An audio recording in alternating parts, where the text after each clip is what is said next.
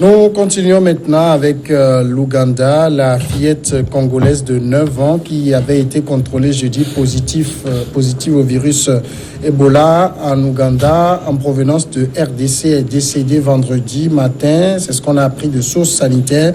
Elle est décédée vers 8 heures ce matin, a déclaré Youssouf Baseka, directeur des services sanitaires du district de KCC dans le sud-ouest de l'Ouganda. L'enfant était en isolement dans un centre de soins de Bouéra, dans le même district de KCC. Le corps de la jeune fille est en voie d'être rapatrié en RDC avec sa mère qui l'accompagnait. Je veux rassurer tous les Ougandais et les non-Ougandais que nous avons la totale capacité de contrôler Ebola. Restez calme et vigilant, avait tweeté le ministre ougandais de la Santé, Jane Ruth Aceng, avant l'annonce de la mort de la jeune fille. Et celle-ci est la 4e personne diagnostiquée porteuse du virus d'Ebola en Ouganda. A décédé. Germain Pouli, il a suffi de l'annonce de la mort de cette petite fille pour que la panique s'empare des Ougandais. Oui, il y a de quoi. Quand on dit qu'il y a Ebola dans un pays, on se rappelle l'épisode en Afrique de l'Ouest. Ouais. Et là, tout le pays se battait. Je me rappelle une fois un passager par quel vol au Nigeria avait été diagnostiqué, mais les autorités nigérianes avaient tout fait pour démentir qu'il y avait un quelconque passager atteint donc de ce virus. Donc quand il y a un cas de virus, c'est la panique générale. On craint donc une contamination assez rapide et assez vaste. Et donc les Ougandais pendant longtemps se sont organisés parce qu'ils partagent quand même des centaines de kilomètres de frontières avec la RDC. Ils se sont organisés pour que le mal n'arrive pas dans leur pays. Ils ont créé un institut du virus, Uganda Virus Institute, qui fait quand même un grand travail. Il y a un grand travail de mobilisation. Et donc, tout était mis en place quand même pour que le virus n'arrive pas, sauf qu'il y a cette relation-là humaine, normale. Donc, quand on sait des pays, des familles qui se retrouvent en RDC, donc soit pour des funérailles, soit pour d'autres affaires, des familles donc, qui peuvent revenir avec le mal. Et c'est ce qui s'est passé. Et aujourd'hui, les Ougandais sont conscients qu'il y a des cas dans leur pays. Plusieurs dispositions ont été prises, surtout au niveau du personnel sanitaire. Donc, plusieurs ont été quand même vaccinés. Plus de 7400 agents de santé ont été vaccinés pour pouvoir lutter efficacement contre ce mal-là. Mais la réalité est là. Le mal a traversé les frontières.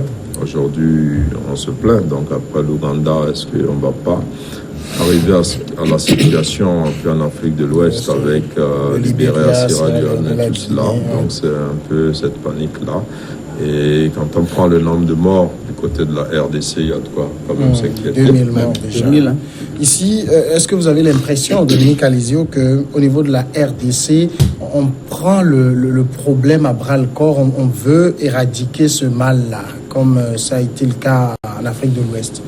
Oui, mais ce qui est extraordinaire, c'est que cette situation dure depuis près de 2 ou 3 ans.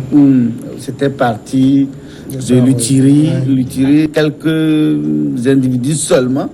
Et bon, nous on croyait, moi je croyais personnellement que le gouvernement allait circonscrire cette situation pour éviter que ça se propage, mais je crois que finalement le virus a fini par se propager, va se retrouver à Goma, puis au sud Kivu, et aujourd'hui ça a traversé la frontière pour se retrouver au niveau de l'Ouganda. Même le Rwanda qui est aussi à côté n'est pas épargné, et sans oublier le Burundi, parce que ces 2 États sont frontaliers et que les frontières étant poreuses, donc c'est facile, la circulation des personnes et des biens passe très facilement. Mais je crois que le Rwanda a pris des dispositions. Bon, d'ailleurs, tous les pays frontaliers, l'Ouganda également. Ouais. Bon, comment cette fille a pu...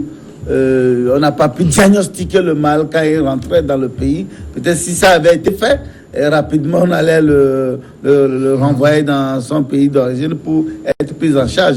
Donc peut-être qu'elle a traversé la frontière avec ses parents sans qu'ils ne se rendent compte de l'évidence qu'elle était, ou bien qu'elle était vraiment porteuse de ce virus. Le ministère dit qu'elle avait été contrôlée à la frontière, mais quand elle a été contrôlée, elle ne présentait pas encore les signes. Ah, voilà, C'était une fois sur le territoire qu'au niveau du centre de santé, ils ont détecté des symptômes similaires à ceux d'Ebola, et après examen, on a confirmé. Maintenant, ceux qui l'ont reçu, s'ils n'ont pas été vaccinés, ils peuvent également rappeler, parce que la contraction de cette maladie est très facile et volatile.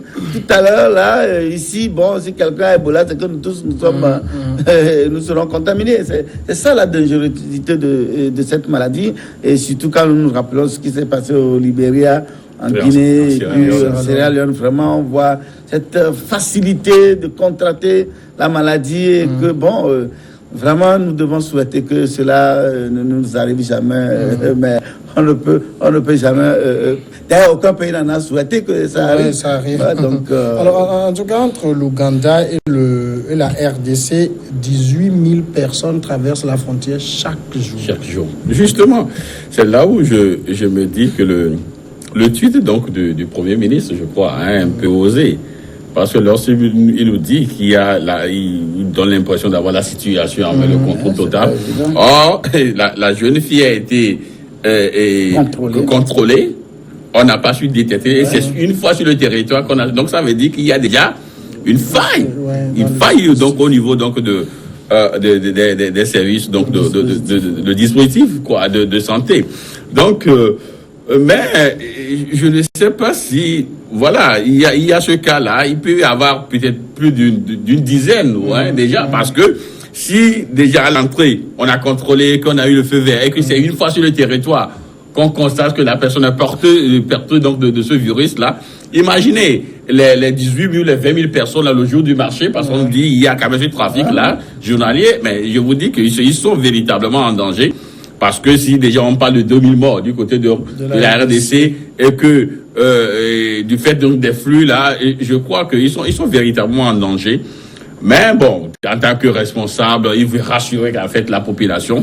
Mais il faut être encore beaucoup plus efficace parce que moi j'ai souvent quand même peur donc de cette maladie parce que il suffit juste que quelqu'un soit quand même porteur du virus et tous ces contacts-là, mais je ne sais pas s'ils ont quand même pris soin donc de retracer du moins le parcours donc de cette fille-là jusqu'à voilà, parce que déjà, même si à la frontière, ça passe, tous les autres qui ont quand même eu peut-être à serrer la main à la fille ou ne serait-ce que à partager quelque chose avec cette fille-là. Transport en commun ensemble. Transport en commun. Donc, je crois que c'est très, très, très, très délicat. Et je crois, il parle donc de 4 cas déjà. Déjà qui sont décédés. Voilà. Je crois que ce pays doit quand même relever le dispositif. Surtout au niveau des frontières, où il y a quand même ce flux-là. Mais maintenant, Germain, qu'est-ce qu'il faut faire? C'est-à-dire fermer les frontières. Je rappelle que la RDC partage 9 frontières avec ses voisins. C'est des frontières kilométriques. Non, je pense que déjà, quand un pays est en tel griffe stigmatisé, parce qu'il y a Ebola dans le coin, c'est vraiment pas facile de faire des affaires avec ce pays.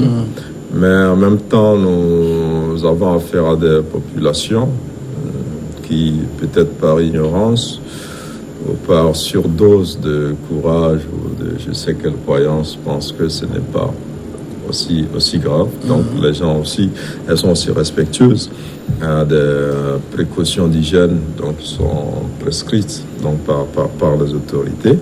Et donc on ne peut pas fermer les frontières. Et si on le faisait, d'abord c'est la RDC qui aurait d'abord des problèmes. On a vu un peu en Afrique de l'Ouest, les pays ont beaucoup souffert de cette maladie-là parce que toute l'économie est affectée du coup, parce que il y a des acteurs qui ne veulent plus se rendre dans ces pays-là de peur donc de revenir avec la maladie. Et puis, ces pays frontaliers-là aussi qui ont intérêt à traiter donc avec la RDC. Je pense qu'on peut peut-être souhaiter, avant d'atteindre la situation qui a eu cours en Afrique de l'Ouest, que le même dispositif et la même solidarité internationale soient déployés. Donc, dans les Grands Lacs, avant que la situation ne soit hors contrôle, on a vu un peu l'appui des Américains, donc en Afrique de l'Ouest, en Sierra Leone, au Libéria. Il y a eu les Cubains également. Oui, et donc ils ont fait quand même un travail très remarquable. On a vu toute la sensibilisation qu'il y a eu, tous les efforts menés dans tous les pays. Je pense que c'est le moment, il ne faut pas atteindre, dépasser déjà 2000 morts en RDC, c'est beaucoup. Mais à partir du moment où il y a des cas qui se signalent dans des pays autour de la RDC, il faut tout de suite appeler à l'expertise internationale dans ce domaine. Ça veut dire que, comme le disait Sylvestre, il y a encore quelques failles au niveau des dispositifs nationaux. Et donc, il faut faire appel à des expertises plus grandes. Et donc, dans le domaine, les États-Unis ont quand même apporté un grand soutien dans la lutte quand c'était le cas en Afrique de l'Ouest. Et il faut espérer que ces puissances-là viennent maintenant, qu'elles n'attendent pas que, en tout cas, que le gouvernement les sollicite dès maintenant et ne pas attendre que la situation soit beaucoup plus catastrophique. On n'a pas vraiment l'impression qu'au niveau de la RDC, on gère ce problème comme une priorité nationale. On est plus préoccupé aux questions de formation de gouvernement. Oui, je crois qu'entre-temps, le responsable chargé de la lutte contre Ebola a été remercié, remplacé par un autre qui est professeur à l'université. Je crois qu'actuellement, même on parle d'un vaccin en expérimentation et selon certaines sources, que c'est un vaccin très efficace, plus efficace que l'ancien, ce qu'ils utilisaient avant.